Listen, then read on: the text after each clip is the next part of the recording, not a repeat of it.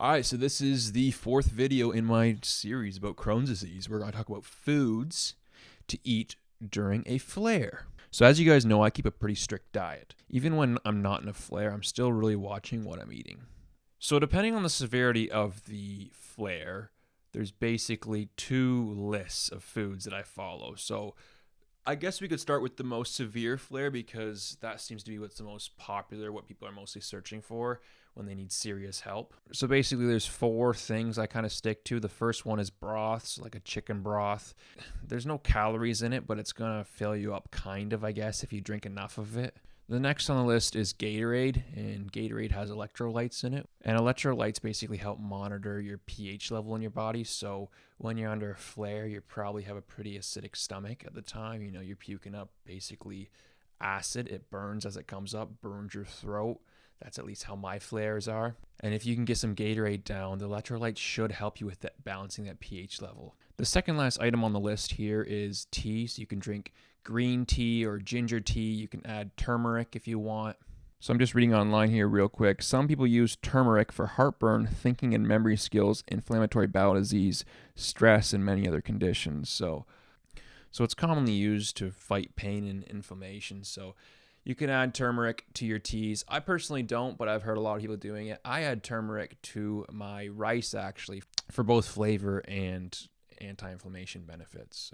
And the last item on this list for a severe inflammation is Jello. So it might be a little bit more filling at least because it's pretty much the only solid thing on that menu for such a serious inflammation. But I mean, when you're puking basically every half an hour or maybe more frequently than that, and your stomach is empty and barely being able to hold anything down, you're not going to eat that much anyways. Now, if you can kind of guess that you have a flare upcoming in the near future and it's not that serious yet and you're still able to eat whole foods, here's a few foods that I eat. I eat these foods both during a flare and not during a flare because eating these foods is just the best way to prevent a flare from happening in the first place. So the first one is soups. So generally I choose a dairy-free soup, as many Crohn's people have issues with dairy. Some don't, but a lot of people do. You can find like an organic tomato soup at any sort of health grocery store. A lot of the cheap tomato soups will have dairy in them, but if you instead of a $1 can, you buy a $2 can of tomato soup, you can find one that won't have dairy in it. Basically, when you're looking at carbs, you want to stick to white and avoid whole grains. So white rice, white bread, both of those are going to be fine as long as they're not whole grain. Now, one of the biggest ones that I see people talking about, one of the biggest food items is eggs. So you can make scrambled eggs with regular eggs or egg whites, however you like them.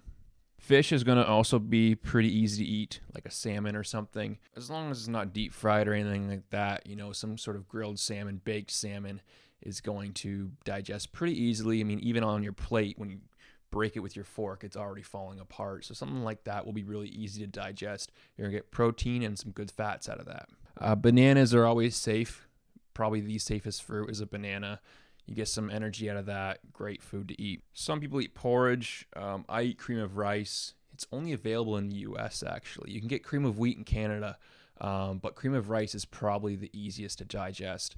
It's like $3 for a box. You add some cinnamon, add some honey. That's going to digest really easily. Applesauce, potatoes.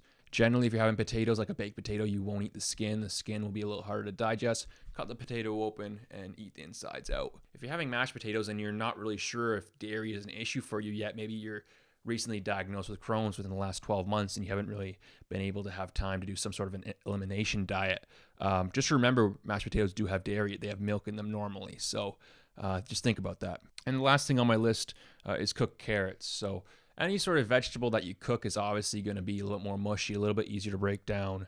So whenever you have the option with vegetables, definitely cook them.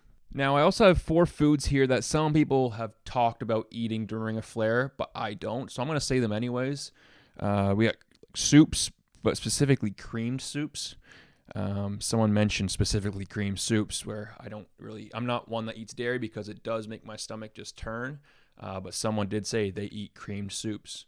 Those Ensure drinks, those little prepackaged, I think they have a lot of protein in them, but they do have dairy in them. So if you're looking to drink or eat some sort of powder, You can go to truenutrition.com. I'm not sponsored by them, but I am a customer of theirs. And you can basically make any sort of protein or carbohydrate blend in a powder form with any ratio you want and any flavoring. It's crazy. You can basically choose a flavor, let's say cookies and cream. It'll be dairy free.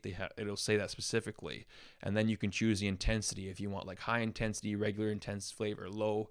If you want no flavor, that's another option. So basically you can make a blend which would be like 30% potato carbohydrates or carbohydrates from potato and then 70% protein from eggs. And that would basically make a blend. You add a flavor if you want. If you want to add electrolytes, you can, or different there's all sorts of, it's crazy. You just got to check it out if you're interested in those kinds of blended shakes. Personally, I stick to whole foods because it just tastes better, but shakes are easy to drink and they're easier to drink more of. So if you're having a hard time gaining weight, you should stick to drinking your calories instead of eating them. If you're able to eat them, obviously it's more enjoyable, but drinking them is definitely going to be the most efficient way of gaining calories. Someone said ginger ale.